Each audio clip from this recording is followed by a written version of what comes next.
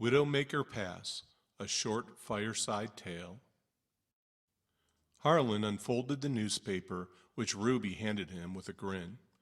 A photo of a weathered wooden sign caught his eye. Widowmaker Pass, oldest footpath in the Midwest. He turned to Ruby. Imagine walking in the same path as the pioneers. Ruby's eyes widened.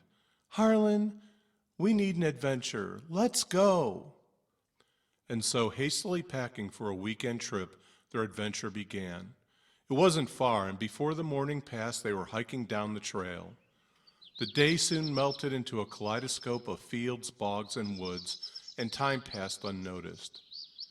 Hearing a wolf howling in the distance, they stopped, realizing it was getting late, then noticed a weathered cabin nestled among the trees. Smoke curled invitingly from its chimney, and an old woman, her face a map of wrinkles etched by hardship, stood on the porch. "Lost are you?" she rasped, her voice like dry leaves rustling.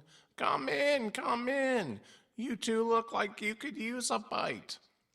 Harlan, a sense of unease prickling his skin, glanced at Ruby. We wouldn't want to intrude." But Ruby was already stepping towards the door. The woman cackled, a harsh sound like crows in a cemetery. "Nonsense. Hospitality's the mountain way. Come in. I've got a stew simmering that'll warm your soul." Harlan followed hesitantly. Inside, the woman, introducing herself as Bertie, led them to a table carved with strange symbols. Despite the peculiarity, Bertie's insistence and the aroma of the stew put Harlan's anxieties temporarily on hold. Harlan was famished and dug into the steaming dish first. The taste was unfamiliar, slightly bitter, but not unpleasant at first.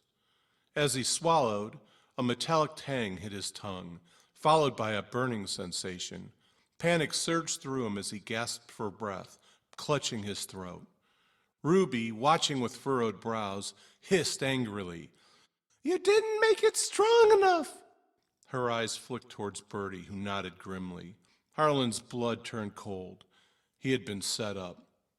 Before he could react, Ruby's voice, cold and sinister, echoed, "I told you to use the whole vial." Harlan spun around to see Bertie, her face contorted into a mask of twisted rage, and a long, wicked blade glinting in her hand. Ruby brandished a blade of her own, a predatory gleam in her eyes. Harlan, fueled by fear, lunged for the door. The world blurred and he stumbled, the crazed women closing in. His lungs burned, his sight dimmed, but he mustn't stop. Mustn't stop. The next morning, the sun peeked through the stubborn morning mist, casting an eerie light on the cabin. Inside, Ruby hummed cheerfully as she took a seat at the table. Bertie served her breakfast. There, Harlan," she croaked. "You ain't missing much." They both chuckled as they admired the newly shrunken head now adorning the table.